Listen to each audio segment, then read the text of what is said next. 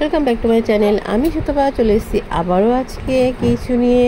তা কি করব, যা করব তাই তো তোমাদের সাথে শেয়ার করবো। তো দেখো, চা বিস্কুট খেয়ে নিলাম, তারপরে ব্যাস প্রতিদিনের মতো চলে এলাম রান্নাঘরে, বসিয়ে দিলাম ভাত। কেন বসে থেকে তো লাভ নেই, তার আগে সকালবেলা সব আশিবাসি কাজ করা হয়ে গেছে, সব কিছু সারা হয়ে গেছে। তা ভাত বসিয়ে দিয়ে আজকে তো মাছ পাঠিয়েছে, তাই মাছ ধুতে চলে গেছি।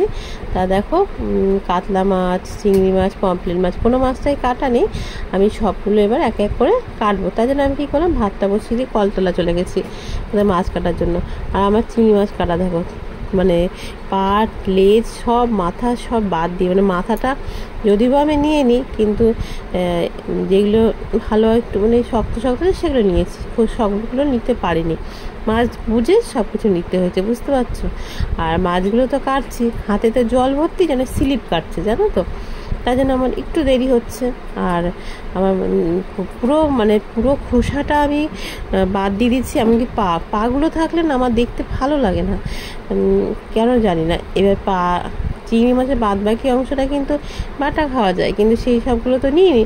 আর দেখো, পমফ্রেট মাছটা আমি কেমন করে কেটেছি সেটা তোমাদের দেখালাম। আমি এরকমভাবেই কাটি, মানে অনেক মাছের তো পেটি গালি, খালি পেটটা গালি, আর এই মাছটা পুরো ওইখান থেকেই বাদ দিয়ে দিই। আর কাতলা মাছটা যেহেতু কেটে পাঠিয়েছে, ওর মধ্যে তো আঁশ আছে, আঁশগুলোকে ভালো করে ছাড়িয়ে নেবো, বুঝতে পারছো। তাই মেয়েরকে জল ভরছে আর আমাকে ক্যামেরা ধরে দিল একটুখানি। আর আমি সব মাছগুলো এক এক করে কেটে ধুয়ে মুছে পরিষ্কার করে নিলাম। আমরা তো নুন ছাড়া মাছ ধুই না, তাই লবণ দিয়ে ভালো করে মাছটা ধুয়ে নিয়ে এসেছি। দেখতে পাচ্ছি সব মাছ পুরো ধোয়ার চোটে সাদা হয়ে গেছে, বলে না মাছ দিলে হয় মিঠা, মাংস দিলে হয় রিটা। তা মাছ তো যত ধোবে তত তো তার টেস্ট বেশি হবে। তার জন্য তো ঘরে এসে দেখো সবগুলো একটা থালার মধ্যে সুন্দর নিয়ে নিয়েছি, ভাগে ভাগে বাটি করব, তার জন্য দিয়ে করে নুন হলুদ নিয়ে সুন্দরভাবে মাখিয়ে নিলাম, বুঝতে পারছো। আর ওদিকে দেখো মাছটা না ভেজে তুলে নিয়েছি, তোমাদের সাথে সেটা শেয়ার করিনি।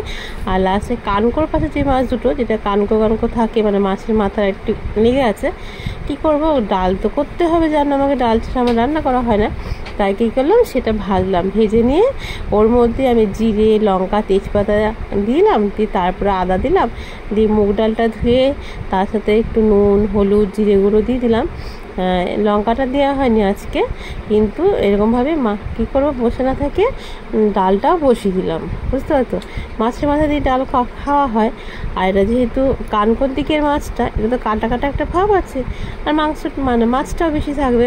তার জন্য কী করলাম, বুদ্ধি করে ওটা আবার নিয়ে নিলাম। আর ছেলে তো কাতলা মাছ খেতে ভালোবাসে, মেয়ে ভালোবাসে পমফ্রেট মাছ আর চিংড়ি মাছ, তার জন্য এ দেখো লঙ্কাটাও দিয়েছি, ডালটাও ফুটে গেছে। আর ডালটা যখন ফুটে যাবে, সিদ্ধ হয়ে যাবে, তখন আমি মাছটাকে ভেঙে দেবো, বুঝতে পারছো। আর মাছের মাথা দিলে তো একটু কাটা কাটা ভাব থাকে, আর যেহেতু এই মাছটা দিয়ে করেছি, এটা বেশ মানে মাছের মাংস একটা ভাব থাকবে, বেশ ভালো থাকবে। আর তার সাথে দিয়ে দিলাম একটু মিট মশলা, যেহেতু ডালটা হয়ে গেছে তার জন্য। আর নাবিয়ে নিয়ে একটু ওপর থেকে দিয়ে দিলাম ধনে পাতা। আবারও কড়াই বসলাম, কেন একটা তো খাওয়া হবে না, যত রকম মাছ আছে সব রকম মাছই রান্না করি। তুমি এক এক করে ভিডিওটা দেখতে থাকো, তাহলেই দেখতে পারবে আমি কী করলাম। দিয়ে আবার তো কড়াই বসিয়ে দিয়ে আবার দিয়ে দিলাম তেল।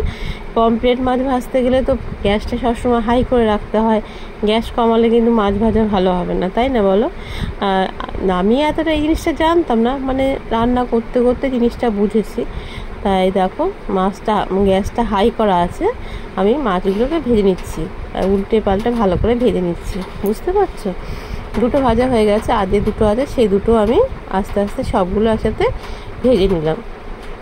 আর দেখতে পাচ্ছ গ্যাসটা কিন্তু একটুও কমায়নি। আর মাছ ভাজার তেলের পরিমাণ যেমন প্রত্যেকটা সবজিতে আমার থাকে তেজপাতা, শুকনো লঙ্কা আর সাদা জিরে, যেমন তরকারি সেরকম ফোড়নটা দিই, সেরকম ফোড়নটা দিলাম। আর এখানে থেকে আদা, নুন, হলুদ, লঙ্কা, তারপর একটু চিনি, সবই আছে, সবগুলো সামান্য জল দিয়ে ঝোলের পুরো মানে তেলের উপর দিয়ে দিলাম। আর তারপরে একটা মাঝারি সাইজের একটা টমেটো দিয়ে দিলাম। এবার ব্যাস, আর কি, ভালো করে কষাও যতক্ষণ না মশলা থেকে তেল ছেড়ে যায় আর মশলাটা লেগে যায়। আর এই সময় আমি কিন্তু গ্যাসটাকে হাই করে রেখেছি।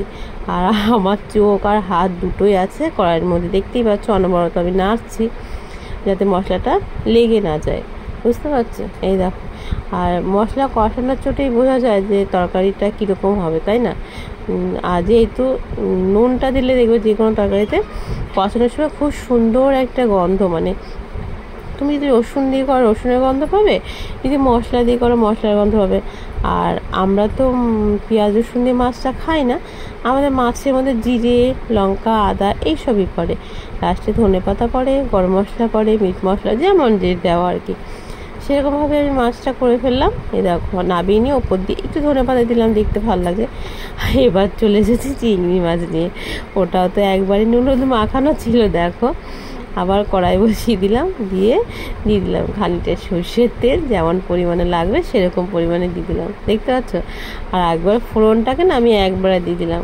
এই দেখো ফোড়নটা দিয়ে আমি চিংড়ি মাছটা ওপর দিয়েই দিয়ে দিলাম, দেখতে পাচ্ছ। চিংড়ি মাছটা ভালো করে একটু ভেজে নেবো। আর এখানে কিন্তু এইটাতে কিন্তু আমি সাদা জিরে দিইনি, তোমরা বুঝতে পেরেছো কিনা আমি জানি না। এটাতে আমি সর্ষে ফোড়ন দিয়েছি, কেননা সর্ষে ফোড়ন দিয়ে এই তরকারিটা খেতে খুব ভালো হয়। মাছটা ভাজা হতে হতে এদিকে আমি কলা কেটে নেবো, কাঁচা কলা নিয়ে নিয়েছি। কাঁচা কলাটা কেটে ভালো করে ধুয়ে নেবো। মাছটা হোক আস্তে আস্তে ভাজা, যত ভালো হবে ততই ভালো হবে। এই তরকারিটা কি তোমরা খেয়েছো? না খেলে একবার করে দেখবে, এটা আমার মায়ের রেসিপি বলতে পারো। তো দেখো 4টে কলা নিয়ে নিয়েছি, 4টে কলা নেবো না কিন্তু 4টে কলাই নিয়ে নিয়েছি। 4টে কলা দিলে দেখলাম অনেকটা বেশি হয়ে যাচ্ছে জানো, কিন্তু কেটে ছুলে ধুয়ে নিলাম। আর দেখো কলার খোসাগুলো আমি রেখেছি। কলার খোসা বাটা বলো ভাজা বলো খেতে কিন্তু ভীষণ ভালো লাগে। তোমরা কি খাও? ঠিক আছে, তোমাদের সাথে করবো, শেয়ার করবো, তোমরা দেখবে, ঠিক আছে। দেখো কলাটা যখন কাটো তোমরা অনেক সময় হলুদ দিয়ে ধুয়ে নিলে না সেই কলা কালো হয় না তরকারি, জানো তো। তা আমি আজকে হলুদ দিয়ে ধুইনি, যেহেতু কলাটা বাতি আছে তার জন্য। যদি কচি কলা হতো তাহলে ধুতে হতো। আমি মাছ ভাজার মধ্যে আমি দেখো কলাগুলো দিয়ে দিলাম। কলাগুলো এবার ভালো করে ভেজে নেবো যতক্ষণ না ভালো করে ভাজা হয়। তারপরে দিয়ে দিলাম নুন, দিয়ে দিলাম হলুদ, আবারও খানিকক্ষণ কষাবো। আর এতে কিন্তু আর কোনো মশলা দিতে হবে না, জিরে গুঁড়ো বা কিছু দিতে হবে না, বুঝতে পারছো। এটাই সিম্পলভাবে কিন্তু খেতে দুর্দান্ত টেস্ট হয়, বুঝতে পারছো। নুন আর হলুদ দেবে, তাতেই ব্যাস, কোনো কিছু লাগে না। আর যেহেতু এইটা হাজব্যান্ড ভালোবাসে, আমার রেসিপিটা আমার মায়ের রেসিপি, কিন্তু হাজব্যান্ড প্রথম থেকে খেয়েছে খুব ভালোবাসে, তার জন্য লঙ্কাটা একটু কম দিলাম, বুঝতে পারছো। আর কলা তো সবাই খেতে পছন্দ করে না, তার জন্য। আর দেখো কথা বলতে বলতে তরকারিটাও হয়ে গেছে। আর এটা বেশ একটু গামাকা ভাব হলে বেশ ভালো হয় খেতে। তার জন্য দেখো আমি কলাটাকে একটু খুন্তির সাহায্যে ভেঙে দিলাম, তাতে জিনিসটা দেখতে সুন্দর লাগলো আর খেতে তো দুর্দান্ত টেস্ট হয়েছিল। কী বলবো, দেখেই তোমরা বুঝতে পারছো কেমন হয়েছে। তাই কেমন লাগলো আমার বক আমার রান্না যে বলো। ভালোবেসে পাশে থেকো, সুস্থ থেকো, ভালো থেকো, সবার সাথে দেখা নতুন ভিডিওর সঙ্গে।